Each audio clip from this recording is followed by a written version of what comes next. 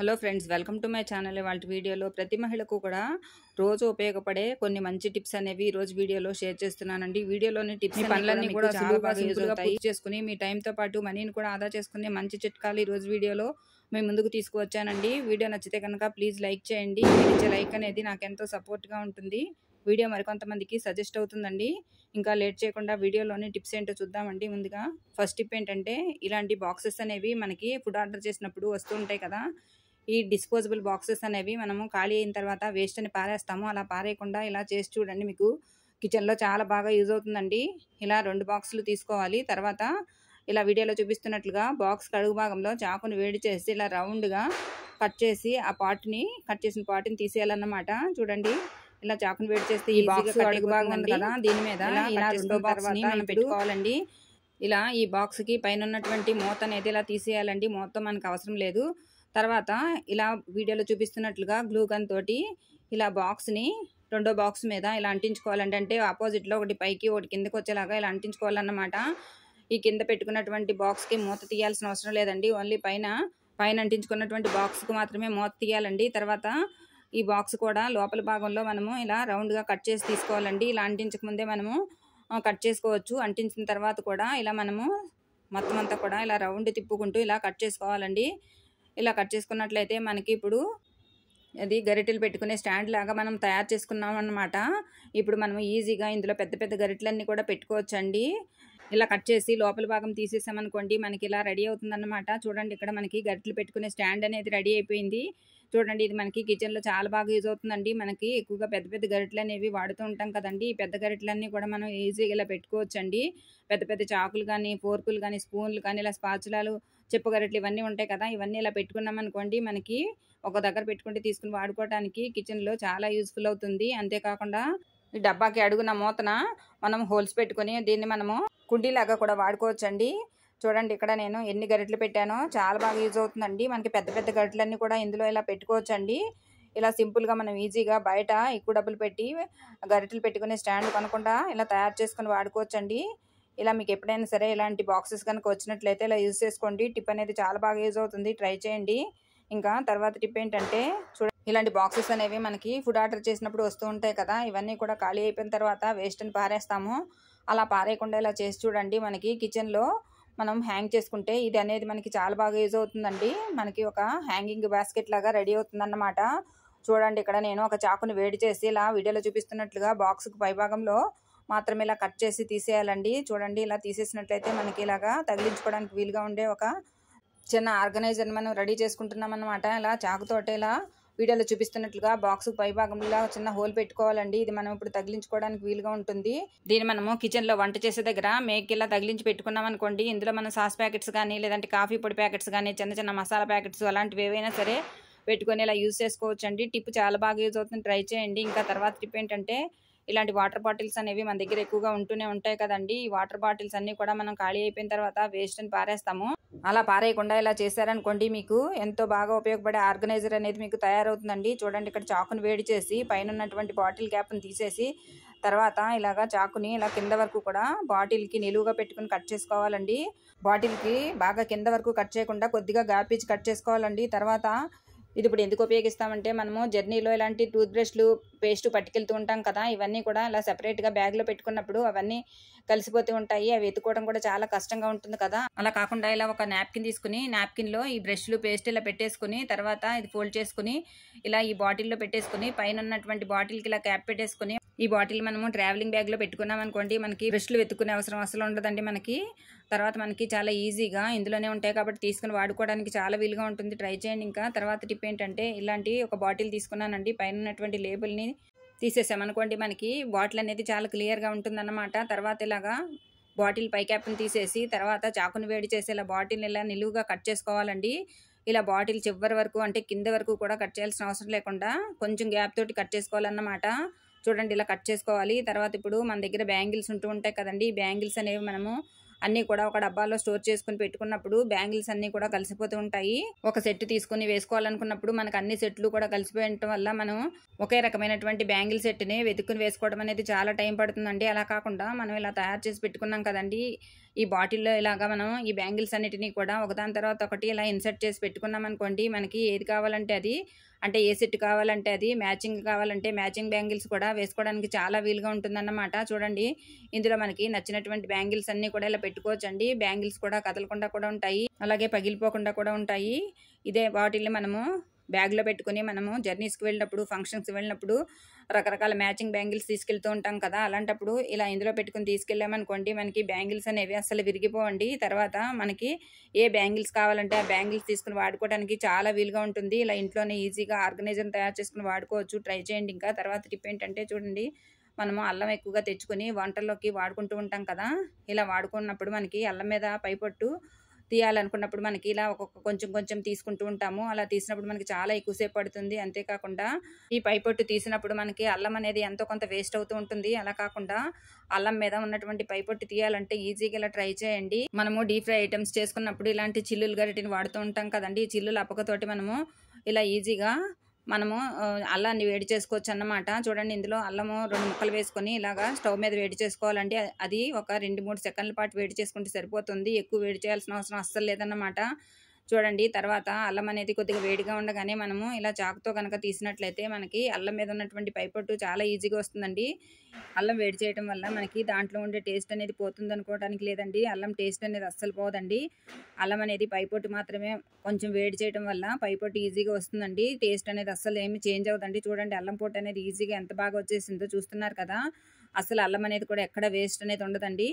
ఇలా మనం ఎంత అల్లమైనా ఈజీగా అల్లం వెల్లుల్లి చేసుకోవడానికి కానీ, వంటలు వాడుకోవడానికి కానీ ఇలా చేసుకున్నాం అనుకోండి, మనకి టైంతో పాటుగా శ్రమ కూడా ఆదా అవుతుందండి. టిప్ అనేది చాలా బాగా యూజ్ అవుతుంది. ట్రై చేయండి. ఇంకా తర్వాత టిప్ ఏంటంటే, ఇలాంటి వాటర్ బాటిల్స్ కానీ లేదంటే కూల్ డ్రింక్ బాటిల్స్ కానీ వస్తూనే ఉంటాయి కదా మన ఇంట్లో. ఇవన్నీ కూడా మనం వేస్ట్ అని పారేస్తాము. అలా పారేయకుండా ఈసారి ఈ దీపావళికి ఇలా ట్రై చేయండి. ఇలా బాటిల్ని చాకుని వేడి చేసి ఇలా వీడియోలో చూపిస్తున్నట్లుగా క్యాప్కి కొంచెం కింద భాగం వరకు ఇలా కట్ చేసుకోవాలండి. తర్వాత ఇప్పుడు కత్తిరితోటి ఇలా వీడియోలో చూపిస్తున్నాను చూడండి, ఇలా నిలువుగా మనం బాటిల్ లోపల వైపుకి ఇలాగా ఒక 7-8 ముక్కల్లాగా ఇలా లోపల భాగానికి వచ్చేలాగా ఇలా కట్ చేసుకోవాలన్నమాట. చూడండి, ఇప్పుడు ఇవన్నీ కూడా ఇలా కొంచెం వెనక్కి బెండ్ చేసామనుకోండి, మనకి ఇలాగా బెండ్ అయిపోతాయి అన్నమాట. ఇప్పుడు ఇది మనకి ఒక ఫ్లవర్ లాగా వచ్చింది కదండి. ఇక్కడ కట్ చేసుకున్నాం కదా చిన్న చిన్న పీసెస్, వాటికి ఇలాగా మనము వీడియోలో చూపిస్తున్నట్లుగా కొంచెం రౌండ్గా ఉండేలాగా వీటి ఎడ్జెస్ని ఇలా కట్ చేసుకోవాలండి. ఇలా వీడియోలో చూపిస్తున్నాను చూడండి, ఇలా కట్ చేసుకోవాలి. ఇలా మనకి ఒక 3 వరకు బాటిల్స్ ఇలా తయారు చేసి పెట్టుకోవాలండి. ఇలా కట్ చేసుకున్నట్లయితే మనకి చూడటానికి కూడా చాలా అందంగా మనకి ఒక పెటల్స్ మాదిరిలాగా తయారవుతాయి అన్నమాట. ఇలా ఒక 3 బాటిల్స్ని మనం కట్ చేసి రెడీగా ఉంచుకోవాలన్నమాట. తర్వాత వీటికి ఉండేటటువంటి క్యాప్స్ అన్నీ కూడా మనం తీసేయాలండి. ఇలా మూతలు తీసేసి పక్కన పెట్టుకోవాలి. ఇప్పుడు ఒకదాన్ని తీసుకోవాలండి. మనం కొంచెం పెద్దగా కట్ చేసుకున్నాం కదండి పెటల్స్, దీన్ని ఒకదాన్ని ఏదైనా సరే తీసుకోవాలి. తర్వాత ఇలా వీడియోలో చూపిస్తున్నట్లుగా ఒకదానిలో ఒకటి పెట్టుకోవాలండి. ఇలా పెట్టుకునే క్రమంలో మనం ఏదైనా ఒక గ్లూ గన్ తీసుకొని ఇలా అంటించుకున్నాం అనుకోండి, మనకి ఈజీగా అంటుకుపోతాయండి. తర్వాత ఒకదాని మీద ఒకటి పెట్టుకుని ఇలా పెట్టుకుంటే మనకి చూడటానికి కూడా ఒక ఫ్లవర్ లాగా తయారవుతుంది. చూడండి, ఇలా పెట్టుకోవాలన్నమాట. దీనికి నచ్చితే మనం కలర్స్ కూడా వేసుకోవచ్చండి. ఇక్కడ నేను ఎలాంటి కలర్స్ కూడా వేయలేదండి. మీకు నచ్చినట్లయితే మీరు నచ్చినట్లుగా ఏదైనా కలర్ వేసి డెకరేట్ చేసుకోవచ్చు అన్నమాట. తర్వాత ఒక బౌల్ తీసుకోవాలండి. అందులో మనకు నచ్చినటువంటి ఫ్లవర్స్ ఏవైనా సరే వేసుకోవచ్చు. వేసుకున్న తర్వాత ఇప్పుడు ఇందులో మనము తయారు చేసుకుని పెట్టుకున్నాం కదండి ముందుగా, ఈ బాటిల్తో తయారు చేసుకున్నటువంటి ఈ ఫ్లవర్ని ఇందులో పెట్టుకోవాలన్నమాట. చూడండి, తర్వాత మళ్ళీ కొంచెం ఫ్లవర్స్ ఏవైనా సరే మనకు అందంగా ఉండడానికి మిగిలిన గ్యాప్లో కూడా ఇలా ఫిల్ చేసుకోవాలండి. తర్వాత ఇప్పుడు ఇందులో మనకి దీపాలు ఉంటాయి కదండి, ఇలా మనకి బ్యాటరీ దీపాలు ఉంటాయి కదా, ఆ దీపాలు పెట్టుకుని మనము హాల్లో సెంటర్ టేబుల్ మీద పెట్టుకున్నాం అనుకోండి, పండుగ రోజున చూడటానికి కూడా చాలా బ్యూటిఫుల్గా ఉంటుందండి. చూడండి ఇక్కడ ఎంత అందంగా ఉందో. ఇలా సింపుల్గా ఈజీగా మనము మన ఇంటిని డెకరేట్ చేసుకోవచ్చండి. ఇలా సింపుల్ ఐడియాస్తో మీరు ఈ దీపావళిని చాలా బ్యూటిఫుల్గా జరుపుకోవచ్చండి.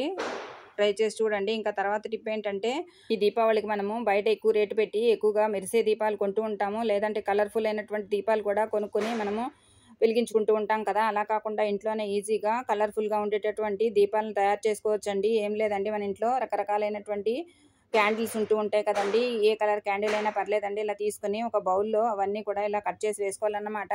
తర్వాత అందులోనే మనకి దీపం వెలిగించడానికి ఉపయోగించే ఆయిల్ ఉంటుంది కదండి, ఆ ఆయిల్ని కూడా ఇలా ఒక 2-3 స్పూన్ల వరకు వేసుకోవాలండి. ఇక్కడ నేను క్యాండిల్స్ అనేవి 3 వేసుకున్నాను, మీకు ఎన్ని కావాలంటే అని వేసుకోవచ్చండి. తర్వాత ఇది స్టవ్ మీద ఈ బౌల్ పెట్టుకుని ఇదంతా ఇలా కరిగించుకోవాలండి. ఇలా కరిగించుకున్నట్లయితే మనకి ఇలా ఈజీగా కరిగిపోతుంది అన్నమాట. తర్వాత ఇప్పుడు మన దగ్గర ఉన్నటువంటి ప్రమిదలన్నీ కూడా ఇలా పెట్టుకోవాలండి. ఇలా పెట్టుకున్న తర్వాత అందులో ఇప్పుడు మనం ఇలా ఒత్తులు వేసుకోవాలి. ఈ ఒత్తి అనేది కొంచెం పెద్దగా ఉన్నట్లుగా మనం చూసుకోవాలండి. కొంచెం ముందుకు వచ్చేలాగా పెట్టుకోవాలి. ఎందుకంటే మనం కరిగించుకున్న క్యాండిల్ పోసుకున్నట్లయితే అది కొంచెం అడుగుకి వచ్చేస్తుందండి. ఈ ఒత్తి అనేది జారిపోకుండా కూడా చూసుకోవాలన్నమాట. అన్నిట్లోనూ ఇలాగ మనం ఒత్తులు వేసుకోవాలండి. తర్వాత మనము కరిగించి పెట్టుకున్నాం కదండి మైనం ఇంకా ఆయిల్ మిశ్రమము, దాన్ని కొంచెం కొంచెంగా ఈ ప్రమిదల్లో పోసుకోవాలన్నమాట. ఇలా మొత్తం ప్రమిదలన్నిటిలో కూడా ఈ ఆయిల్ని ఇలా పోసుకోవాలండి. ఇలా పోసుకున్నట్లయితే మనకి ఒక 10 నిమిషాల పాటు అలాగే పక్కన పెట్టేసుకోవాలి. ఈ ప్రమిదలన్నీ అలా పక్కన పెట్టుకున్న తర్వాత కొంచెం సేపటికి అంటే ఒక 10 నిమిషాలకి అందులో ఉండేటటువంటి మైనం ఇంకా ఆయిల్ అనేది గట్టిపడుతుందండి. ఇలా గట్టిపడిన తర్వాత ఇప్పుడు మనము దీన్ని మనకు నచ్చినట్లుగా డెకరేట్ చేసుకోవచ్చండి. ఇలాగే మనం దీపాలు కూడా వెలిగించుకోవచ్చు. లేదు అంటే మనకి ఇంకా బాగా ఎక్కువగా షైనింగ్గా ఉండి ఇంకా డెకరేట్ చేసుకోవాలంటే మనం డెకరేట్ చేసుకోవచ్చు అన్నమాట. 10 నిమిషాల పాటు పక్కన ఈ ప్రమిదలు పెట్టామనుకోండి మనకి మైనం అనేది ఇలా గట్టిగా అయిపోతుందండి. చూడండి ఇక్కడ మైనం అనేది ఎలా గట్టిపడిందో. దీన్ని మనం ఇలాగే ప్రమిదలుగా వెలిగించుకోవచ్చు, లేదంటే మనకి నచ్చినట్లుగా డెకరేట్ చేసుకోవచ్చు అండి. ఇక్కడ నేను సిల్వర్ కలర్ ఇంకా గోల్డ్ కలర్ డస్టింగ్ పౌడర్, రకరకాలైనటువంటి మల్టీ కలర్స్ పౌడర్ కూడా మనకి మార్కెట్లో దొరుకుతుంటాయి కదండి. దాంతో నేను ఇక్కడ ఈ ప్రమిదలను ఇలా డెకరేట్ చేసుకుంటున్నానండి. ఏం లేదండి, పౌడర్ అనేది మనము ఇలా ప్రమిదల మీద ఇలా చల్లుకున్నాం అనుకోండి మనకి రకరకాల పౌడర్స్తో మంచి కలర్ఫుల్గా ఉంటుందండి. ఈ పౌడర్స్ మనకి మార్కెట్లో చాలా తక్కువ రేటుకి దొరుకుతూ ఉంటాయండి. ఇలా మనకు నచ్చినటువంటి కలర్స్ తెచ్చుకుని మనము ఇలాగా ప్రమిదల మీద ఇలా డెకరేట్ చేసుకుని వాడుకోవచ్చండి. చూడండి ఇప్పుడు కలర్ఫుల్గా మనకి దీపాలు అనేవి తయారైపోయినాయండి. ఇవి మనకి పండుగ రోజున కనుక మనం వెలిగించామనుకోండి మనకి చూడటానికి కూడా చాలా అందంగా ఉంటుందండి. మంచి కలర్ఫుల్గా కూడా ఉంటుంది. ఇలా మనం దీపాలు వెలిగించి పెట్టుకుంటే చూడటానికి కూడా చాలా బ్యూటిఫుల్గా ఉంటుందండి. మార్కెట్లో మనము బయట ఎక్కువ రేటు పెట్టి కొనకుండా ఇంట్లోనే ఈజీగా ఇలా తయారు చేసుకోవచ్చు అన్నమాట. ఇలా వెలిగిస్తే మనకి చూడటానికి కూడా చాలా కలర్ఫుల్గా ఉంటుందండి. ఇలా ట్రై చేయండి. చాలా సింపుల్గా ఈజీగా ఇంట్లోనే ఇలా తయారు చేసుకోవచ్చు అండి. ట్రై చేసి చూడండి. ఈ టిప్ అనేది మీకు చాలా బాగా యూజ్ అవుతుందండి. ఇంకా తర్వాత టిప్ ఏంటంటే ఇలాంటి పేపర్ టీ కప్స్ అనేవి మన దగ్గర ఉంటూనే ఉంటాయి కదండి. ఈ టీ కప్స్ని ఒక 4 తీసుకున్నానండి. వీటితో కూడా మనము అందమైనటువంటి దీపాలను తయారు చేసుకుని వాడుకోవచ్చండి. దీపావళి అనేది మరింత కాంతివంతంగా జరుపుకోవచ్చు అన్నమాట. ఇలా 4 కప్పులు తీసుకున్నానండి. ఇలా వీడియోలో చూపిస్తున్నట్లుగా కప్పు లోపల భాగం వరకు ఇలాగా ఒక 7-8 స్లిట్స్ వచ్చేలాగా మనం కట్ చేసుకోవాలన్నమాట. ఇలా మనకి ఎన్ని దీపాలు అవసరం అవుతాయో అన్ని దీపాల వరకు ఇలా పేపర్ కప్స్ని కట్ చేసుకోవాలండి. ఇలా కట్ చేసుకున్నాం కదా, ఇప్పుడు ఈ పేపర్ని ఇలా కప్పుకి ఇలా వెనక్కి వైపు కొంచామనుకోండి మనకి ఈజీగా పేపరే కాబట్టి వంగిపోతుందండి. చూడండి ఇప్పుడు తర్వాత మనం ఇవన్నీ కూడా ఒక ఫ్లవర్ షేప్ వచ్చేలాగా ఎడ్జెస్ అనేవి వీటికి కట్ చేసుకుని పెట్టుకోవాలండి. ఇలా అన్నిటికీ కూడా ఇలా కట్ చేసుకోవాలి. ఇలా 4 కప్స్ని ఇలాగా కట్ చేసి పెట్టుకున్నానండి. తర్వాత మనకు నచ్చినటువంటి ఫ్యాబ్రిక్ పెయింట్స్ కానీ లేదంటే పిల్లలు ప్రాజెక్ట్ వర్కులకు వాడుతూ ఉంటారు కదండి, పోస్టర్ కలర్స్ అని, అవి కూడా మనం వాడుకోవచ్చు అన్నమాట. తర్వాత వీటిని ఇలా మనం మొత్తం అన్నిటి కూడా ఇలా పెయింట్ చేసుకోవాలండి. ఒక్కొక్క కప్పుకి ఒక్కొక్క కలర్ వేసుకుంటే చూడటానికి కూడా చాలా బాగుంటుందండి. ఇలా మనం ఎన్నైతే డెకరేట్ చేసుకోవాలనుకుంటున్నామో అన్ని కప్పులకి కూడా ఇలాగా డెకరేట్ చేసుకోవాలండి. ఇలా మనకి ఒక ఫ్లవర్ మాదిరిలాగా తయారవుతుంది అన్నమాట. చూడండి ఇక్కడ 4 ఫ్లవర్స్కిను 4 రకాలైనటువంటి కలర్స్ వేసుకున్నానండి. తర్వాత ఇప్పుడు దీంట్లో మనము దీపాలు వెలిగించుకోవచ్చండి. ఇక్కడ నేను చిన్న చిన్న దీపాలు ఉంటాయి కదండి, వైనపు దీపాలు, అవి వెలిగించుకుంటున్నానండి. చిన్న ఒత్తి ఉంటుంది కదా ఇందులో, ఈ ఒత్తి వెలిగించి ఇందులో పెట్టుకుంటే మనకి చూడటానికి చాలా అందంగా ఉంటాయండి.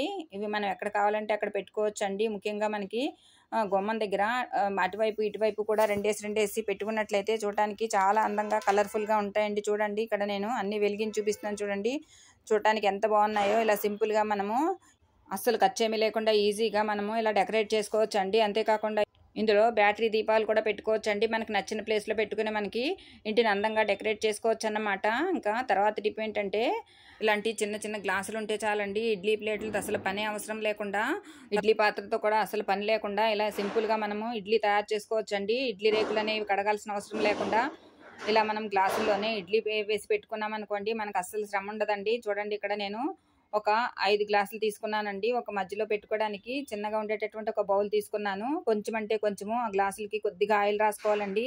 ఆయిల్ రాసుకున్న తర్వాత ఇలాగా ఒక్కొక్క గ్లాసులో ఇలా కొంచెం కొంచెంగా మనము ఇడ్లీ పిండి వేసుకోవాలండి. గ్లాసు పై వరకు కూడా వేసుకోవాల్సిన అవసరం అసలు లేదండి. కొంచెం మనం గ్యాప్తో వేసుకోవాలన్నమాట.